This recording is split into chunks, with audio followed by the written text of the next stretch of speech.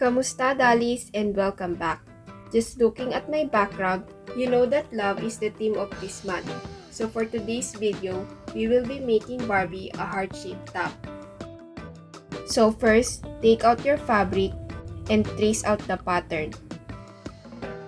Cut them up and hem the side edges, starting with the heart piece.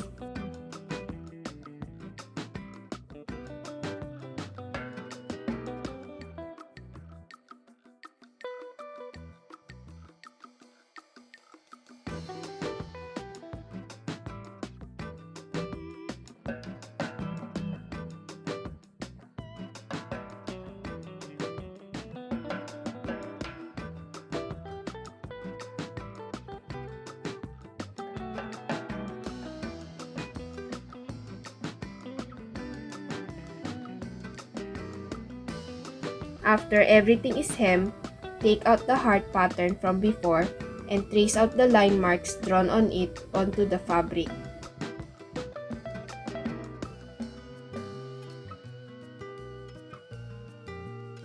Then take out the side pieces and align them to the marks we made, stitching them together.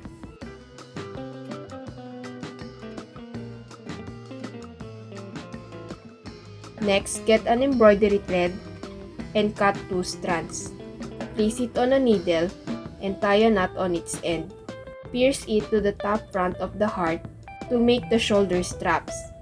Now, if you're using an embroidery thread like me, you know that the threads will unravel at some point. So to prevent that, apply a bit of a glue on it to help seal the threads. So Velcro at the back.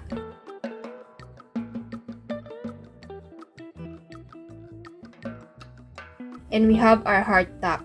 Now this is the simple version, but if you want to make it cuter, definitely try the other version I made. So again, trace the pattern.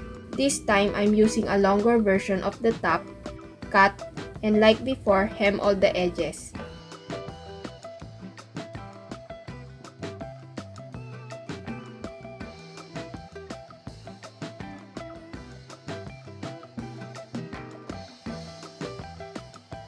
But this time, instead of sewing a back stitch on the heart, I changed it to a running stitch. You'll find out why later. Next, get a lace or a ribbon, any size will do, and stitch it along the edges of the heart we just sewn, pleating the laces as we go.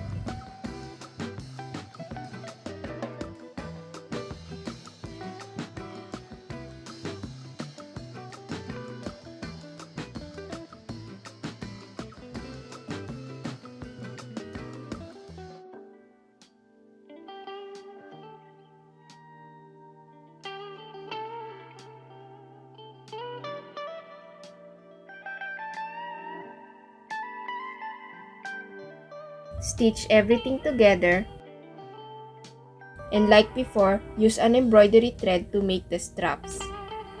Mark the back where you want your straps to be and sew the thread there.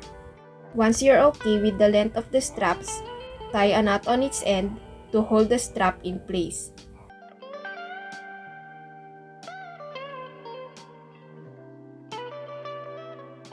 Sealed it with glue.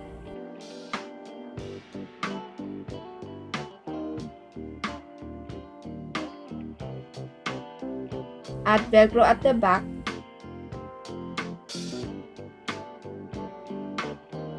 And our top is finished. Now if you want to make a whole outfit for it, you can definitely sew a simple pencil skirt.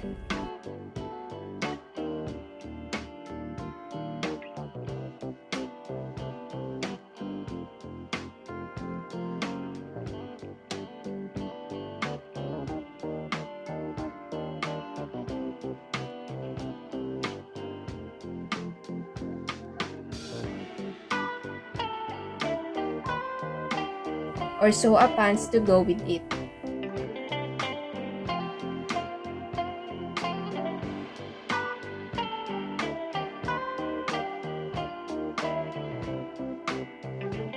Anyway, that is all for this video. Thank you so much for watching. Don't forget to give this a like, and until next time, Happy Valentine's!